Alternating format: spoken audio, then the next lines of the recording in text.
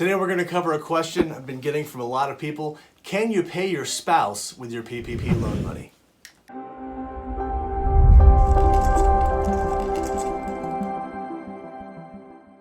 The SBA recently issued a rule. I guess it's a rule. It's in the application. It's a certification that everyone who fills out the forgiveness application is required to make.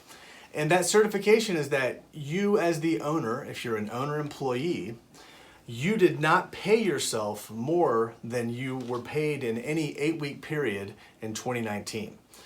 That is causing some problems for people. Whether you're a sole proprietor or 1099, or even if you're an employer that has many employees, this is an issue that could be relevant to everyone. Let's cover the sole proprietors and 1099s first.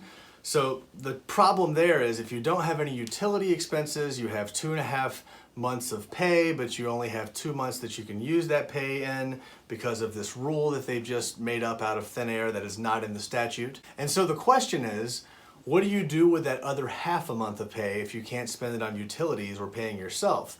And people ask, can I pay my spouse? Can I pay my husband or my wife? Can I pay my dad or my uncle? And the answer is yes, that's not prohibited in the law. They may issue new rules on it, that's possible.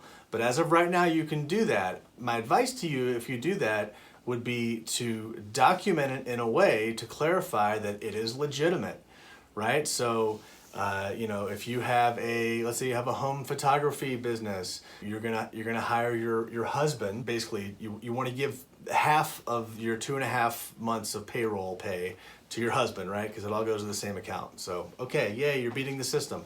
Well, if you really want to beat the system, then give your wife or husband some work to do, like document some actual projects. Because if it's legitimate, then the fact that it also benefits you, like they're not going to get you because you gamed the system. What happened is you paid attention to the rules, right? So that's the whole point of law.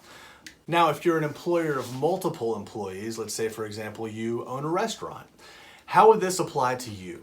So you have this pool of PPP money that you have to spend. 75% of it must be spent on payroll at least, and you must get your employees within 25% of the pay that they were at, and you must have your full-time equivalents at the same level that they were at during your comparison period by June 30th. So those are all of the things you have to juggle.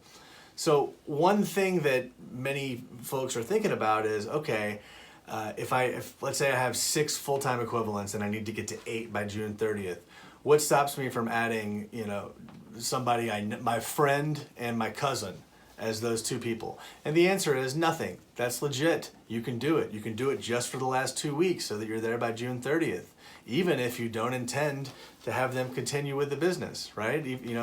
That's not what the law is. The law doesn't say hire your FTEs back through June 30th and then keep them there for a period of time. It doesn't say that. It just says they must be back by June 30th. But again, if you're going to do something like that, make sure it is legitimate. I would consider documenting it just to show, what were the tasks that they were paid for. And as long as it's credible, then it's not likely it's going to be held against you if it's a spouse or someone close to you. They may take a look at that, but as long as it's credible, you should be in good shape, with the caveat that the SBA is wild and issues new rules all the time. If they do issue a new rule on this, subscribe to my channel and I will definitely tell you about it. I'll see you next time.